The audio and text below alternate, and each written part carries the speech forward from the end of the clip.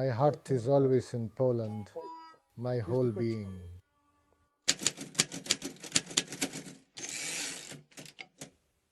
And my soul, my heart is in Poland. After getting out of prison, our paths, let's call it, diverged.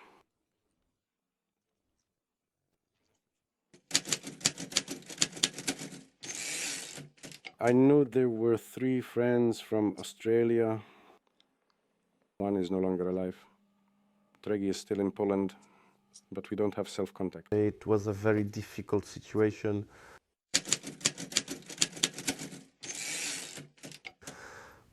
You know, my sister still recalls that when I suggested I come here, she refused.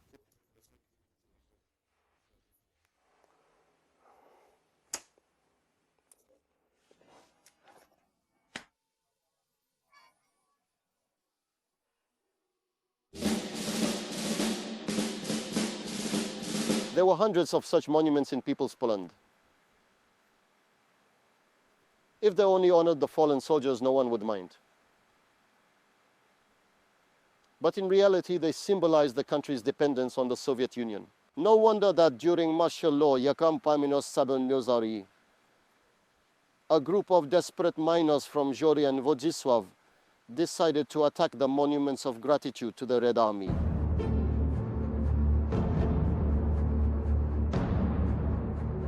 I wasn't responsible for distribution, I was directly responsible for something else. And for what exactly? Thank you for your attention. For ornaments, for bombs. The charge was meant to be used on the police garages. Satyum once, it just so happened that it was quite late. And we were worried that, before curfew. And we were afraid that the police patrols around the police station in Zhory might be active and would spot us.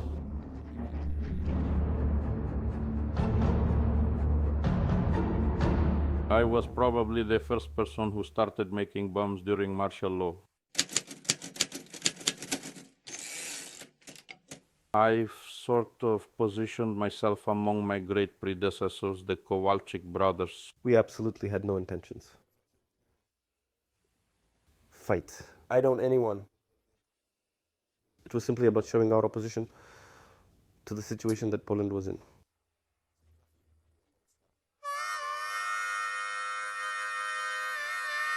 Was it something significant?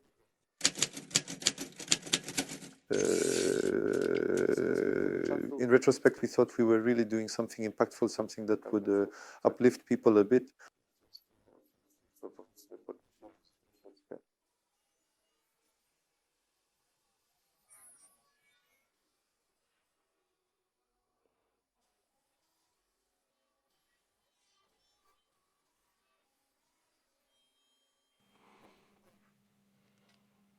Our group was formed, perhaps informally, after the Bydgoszcz events in 1801,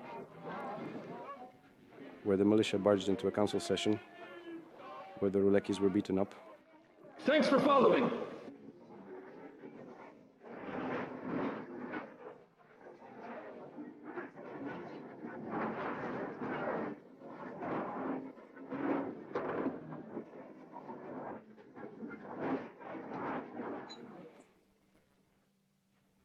At that time, we were a loose group, knowing each other from different minds, and already by then, after March 1981, we concluded that the current regime wanted to forcibly dissolve solidarity.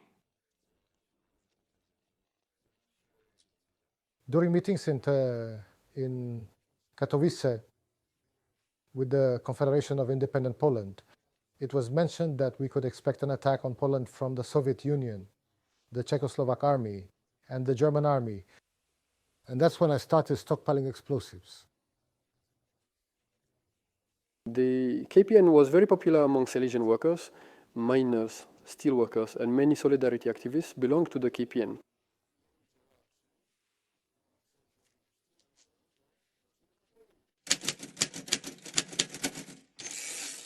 The authorities were very worried that activists from such an independence province would be the driving force behind various protests and spectacular actions. We planned our first action to take place before martial law.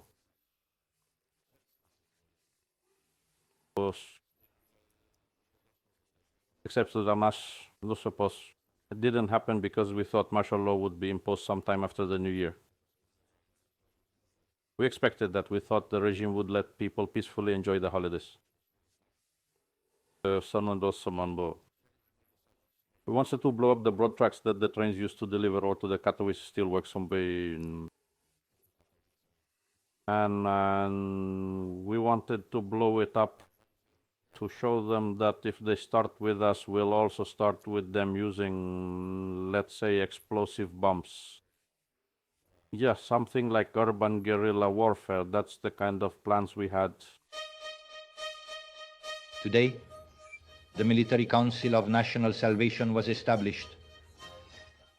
The State Council, in accordance with the provisions of the Constitution, introduced martial law across the entire country as of midnight today.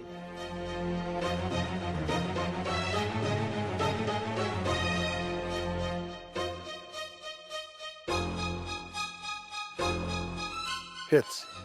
The communist regime in Silesia was relatively the strongest. Obviously, control over the situation in Silesia determined how quickly they would achieve their desired area. The authority on normalization.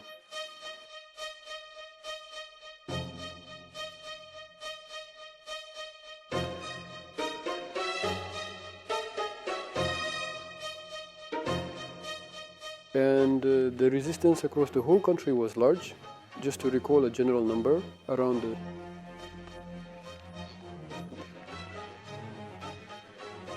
200 plants were striking at the time martial law was introduced, and 1/4 of them were state-owned enterprises.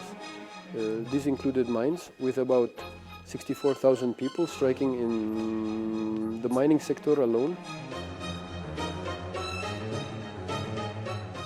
We met a few days later. After the imposition of martial law, we decided to act like the Home Army and establish the Silesian district of the Polish Legion. The name appeared after the first meetings of the IKPN and Solidarity activists, because at that time it was just a mixed group. I was simply looking for people who wanted to do something, and I got in touch with them. It turned out they had formed some kind of organization, doing something here and there, but something was happening. Beautiful, right? That's how it all started. We decided, since I already had the bomb developed, I had the delay mechanism figured out. About a month or even longer before martial law, we decided to hit the militia like in those who were like evil, in those who beat.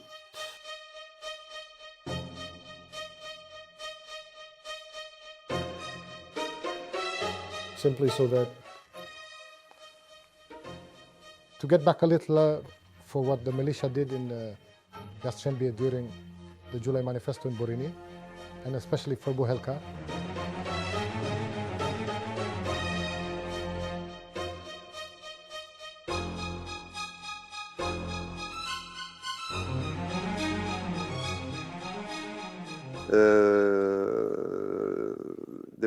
There were various proposals.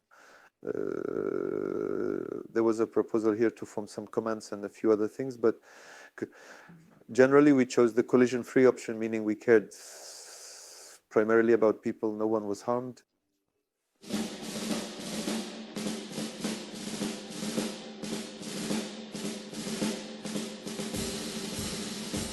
It was a monument to the gratitude of the Soviet Army and the Czech battalion. That's what it was officially called.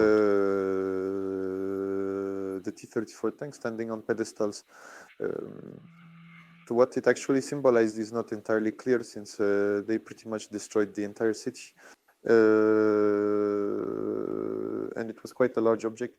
We knew there was no chance to destroy it, but we could tilt it a bit on its pedestal.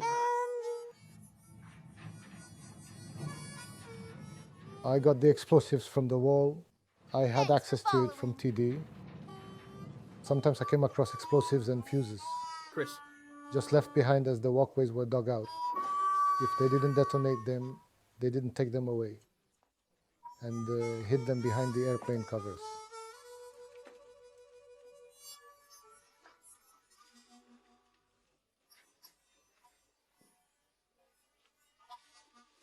It wasn't very strong explosive material, as it was meant for blasting coal and would quickly lose potency. So I would take it and put it into jars. It was red in color, looked like tomato puree.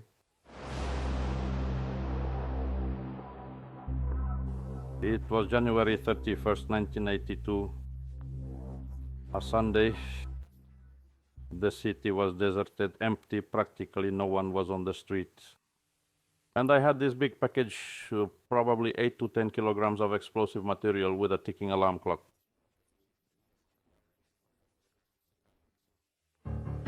I was walking through the city when suddenly a police van appeared from behind. There were about 6 policemen in it.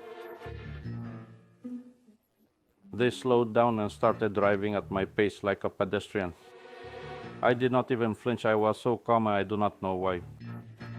They looked at me and I looked at them. So we walked together, as they say, maybe 20 or 30 meters. They decided I must be clean because I was so calm. Not even a muscle on my face twitched. They hit the gas and drove off. And then I started shaking. And that bomb was placed under the front. And we followed him in a trio. Bye, bye, bye. Bye.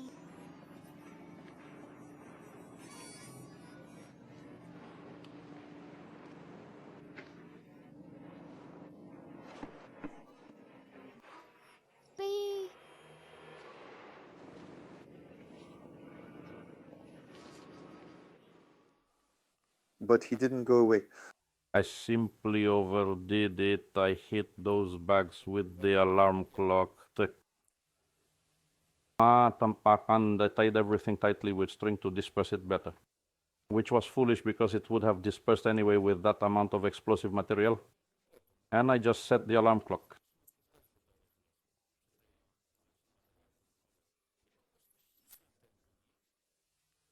And he just stood there.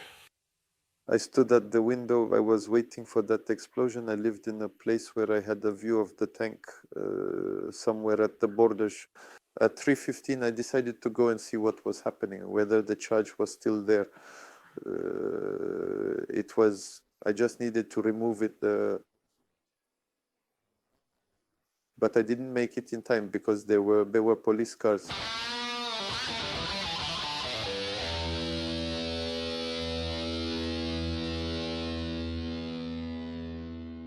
In Silesia during martial law, over 2,000 people were interned. That's as much as 1/5 of all those interned in Poland. Of course, the first wave of arrests happened right after December 13th. But thanks to the martial law decree, the authorities received a powerful weapon. They could detain dissenters practically every day, even for helping families of the interned or any form of opposition activity. In this way, in April 1982, 2 members of the Polish Legion ended up in the internment camp in Zabrze-Zaborze. At first it was those novels by Bruno Jerzy Ponikiewski, and I think by the next day I was already into them. Actually, I wanted to pull off some kind of action just to make a loud noise, anything to make noise, so they would stop pressuring those guys. We had to take some action, let's say, after the arrest, after the internment of Pokorski to escape.